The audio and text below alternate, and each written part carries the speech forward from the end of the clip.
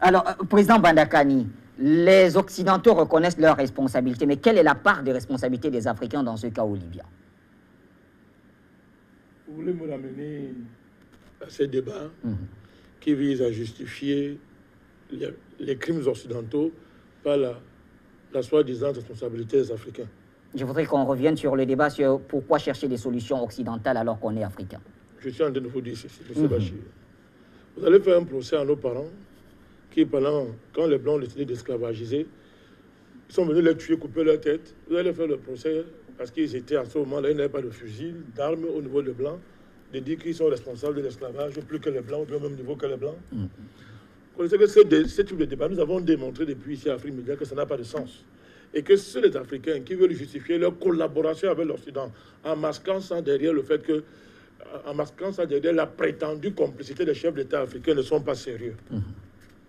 Même le président, d'abord, je voudrais apporter tout mon soutien au peuple burkinabé. Oui. Tout ce qu'il endure, ce peuple, je voudrais lui apporter mon soutien.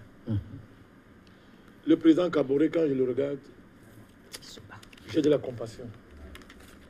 Mais qu'est-ce qu'il peut faire quand la France organise la destruction de Burkina Faso? C'est là qu'il s'agit. Pour que ce pays ait la paix sous Compaoré, vous savez que je n'ai aucune sympathie pour ce monsieur, vous le savez. Pour que la France, pour que la Burkina ait la paix, il fallait que Compaoré soit le protecteur et l'encadreur de tous les terroristes de la sous-région. Et c'est lui, vous allez voir que ce soit au Libéria, partout, c'est lui qu'on utilisait. C'était pour que son pays soit épargné. Kaboré est arrivé, il ne veut pas continuer ce travail. La France a dit, tu vas voir. J'ai les preuves, c'est ce que je dis. À l'heure actuelle, l'armée du Burkina Faso, il y a les grincements dedans parce que l'armée dit clairement que ce sont les forces onusiennes de la France qui encadrent les terroristes qui détruisent le Burkina Faso. Mais Kaboré ne peut pas le dire parce qu'on va le tuer le lendemain dans sa chambre.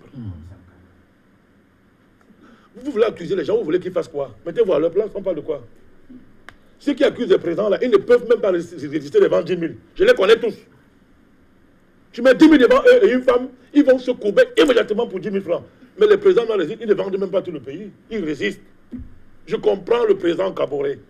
Je le traiterai pas au même niveau comme les gens, comme les Macky Sall. Ce n'est pas la même chose. Donc je ne peux pas comparer Kaboré à M. Ouattara, la plus grande catastrophe qui a frappé l'Afrique depuis 1000 ans. On ne peut pas comparer les deux. On ne peut pas mélanger les choses. Donc, je ne peux pas comparer M. Kaboré à Kagame, qui est un agent conscient de l'Occident, de l'Amérique. Maintenant, il est maintenant américain et français. Donc, ne mélangez pas les choses.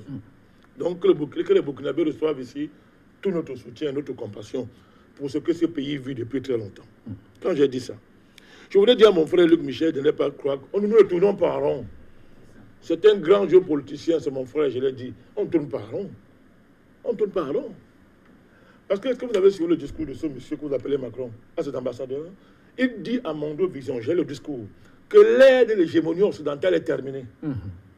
C'est lui qui dit ça. Oui. Je dis que j'ai le discours. Et maintenant, quand il le dit, qu'est-ce qu'il fait? Il faut donc préparer ce retour, c'est-à-dire la suivi de la France, dans un monde qui va se recomposer autour de la Chine, de la Russie et des Américains. Lui-même le dit dans son discours. Il faut que la France ne meure pas. Or, depuis le temps passé jusqu'à aujourd'hui, qu'est-ce qui a permis à la France de s'asseoir parmi les grands? C'est pas l'Afrique. C'est l'Afrique. On parle de quoi? C'est l'Afrique.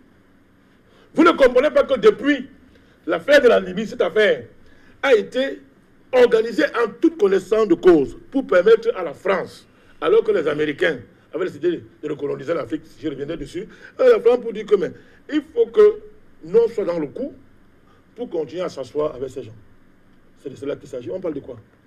Donc, tout à l'heure, on a parlé de la participation des présidents africains. Moi, je vais vous dire, qu'il y a des réunions préparatoires.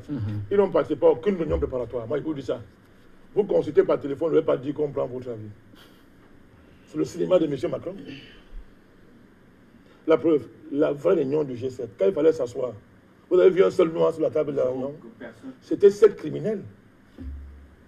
Tout à l'heure, j'ai venu dessus. Il n'y a aucun noir, aucun président africain n'a pu s'asseoir là-bas. C'était M. Macron, Angela Merkel, Trump, Boris Johnson et le Canadien.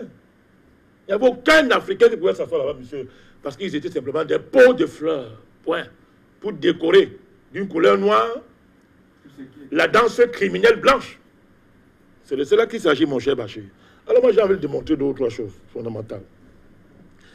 Nous avons dit ici, Bachir, que l'Occident, c'est une criminocratie.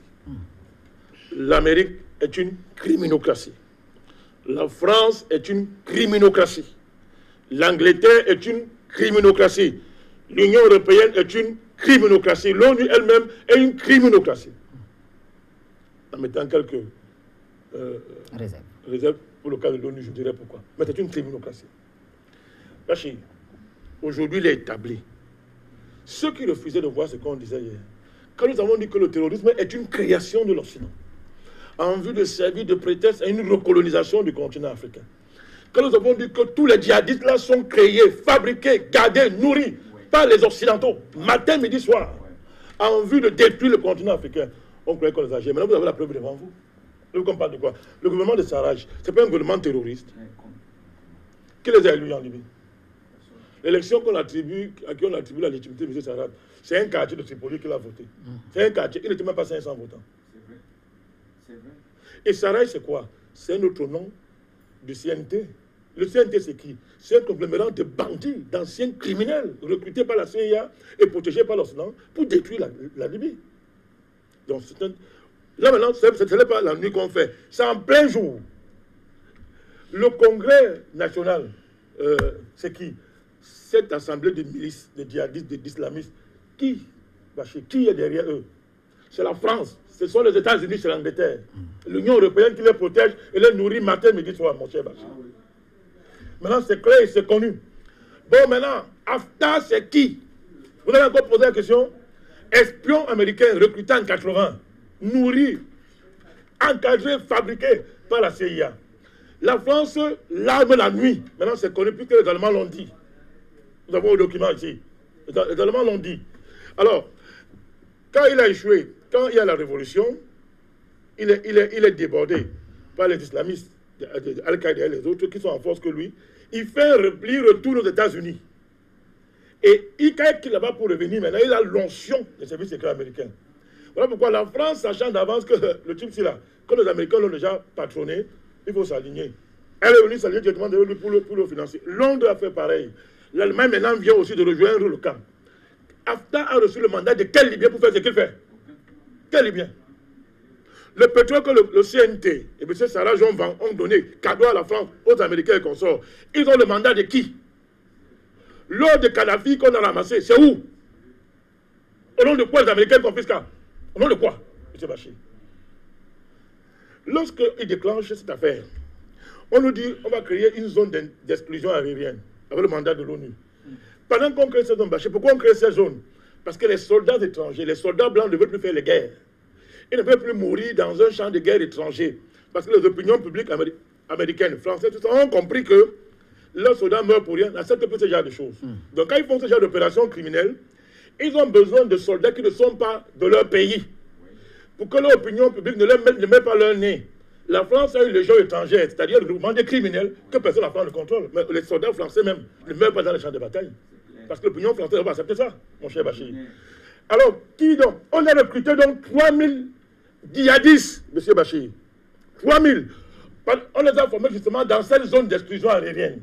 Pendant qu'on bombardait Kadhafi, on a formé ces gens. 3000 pour aller détruire la Syrie. Ce sont eux qui sont allés faire la guerre à Al-Bachar.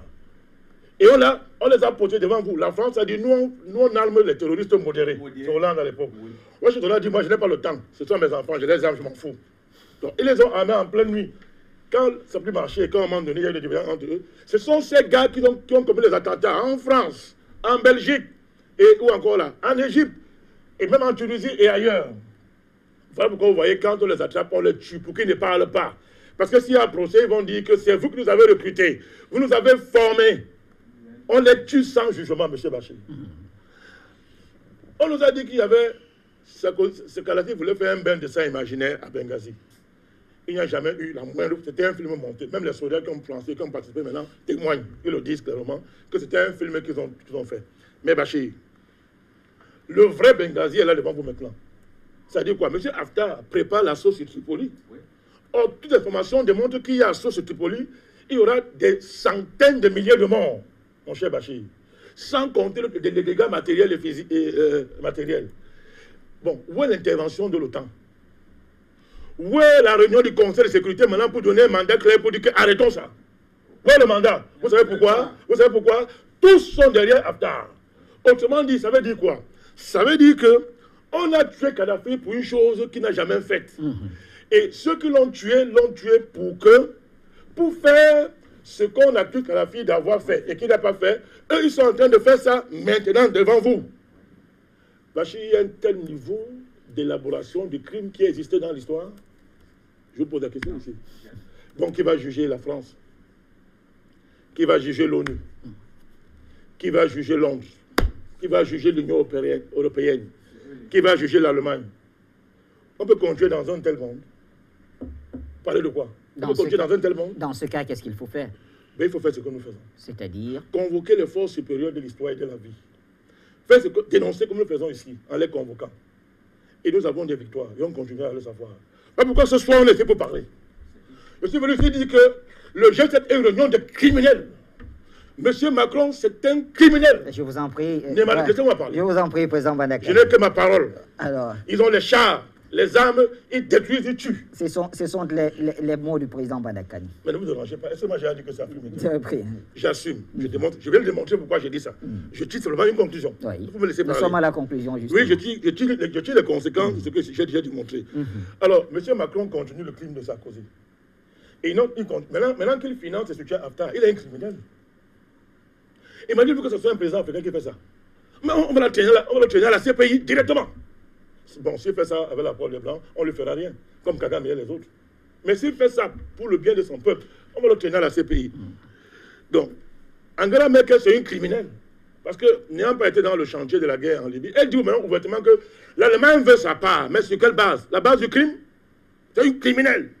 Bon, M. Trump continue la criminalité de M. Obama. Mais l'État américain était une criminocratie. Il est le président de cette criminocratie. Mais il assume cette criminocratie.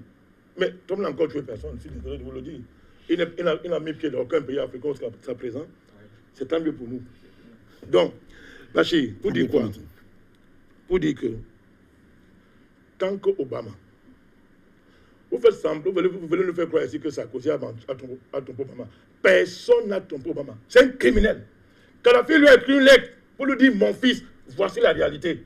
Obama fait quoi? Il a seulement tué. Obama, c'est même le vrai criminel de la bande parce que lui tue et il est avec toi en plein jour. Sarkozy, c'est un petit sauvageon. Obama, lui tue en plein jour, il te tue à rien avec toi, c'est ce qu'il a fait à Kadhafi. Donc, laissez-moi la faire que ça parce qu'il voulait qu'il est noir, machin. Non, c'est un criminel, Obama. Tant qu'Obama n'est pas arrêté, Cameroun n'est pas arrêté, Sarkozy, les Macron et tous ces gens qui continuent ce crime, ne me parlez pas du droit international. Ne me parlez pas de démocratie, je vais terminer, rassurez-vous. Ne parlez pas de démocratie et toutes ces choses-là que vous racontez. Alors, le plan qui avait de la Libye était clair et on voit ça en œuvre aujourd'hui. Non seulement, ils savaient tous qu'en détruisant la Libye, le terrorisme allait se répandre dans 14 pays, tous ces pays-là, jusqu'à dans le Sahel. Et qu'après, ils viendront jouer aux sapeurs-pompiers. Alors, on est où aujourd'hui? Voilà le G5 Sahel. Quand il se passe Bachir, quand il y a réunion du G7, cette bande de criminels comme il y a eu l'autre jour, vous savez qui parle au nom de l'Afrique? C'est la France. Monsieur Macron parle au nom de l'Afrique. On peut accepter ça au 21e siècle, Bachir. On peut accepter ça parce que les Ouattara, les Macky Sall, ils souffrent, toute cette bande de catastrophes du continent africain jouent à ce jeu. Je peux accepter que Macron parle à mon nom au 21e siècle. C'est pour ça qu'ils ont détruit toute la région. Et aujourd'hui, le projet est clair. Le financement, quand on dit qu'on va mobiliser pour le G5 Sahel, oui. Mais quelle sera la facture? Ça sera à quel prix? Vous pouvez accepter, Bachir, qu'au 21e siècle, 5 millions de kilomètres carrés, c'est-à-dire le Sahel, c'est 5 millions de kilomètres carrés, soit protégés par des armées étrangères, ça veut dire une colonisation à plein jour. Bachir, nous n'accepterons jamais ça. Et l'Union africaine, qui a trahi le continent africain, elle parlait s'asseoir où elle va au G7, tout ce qui signe là-bas n'engage que. Merci, président Bandaka.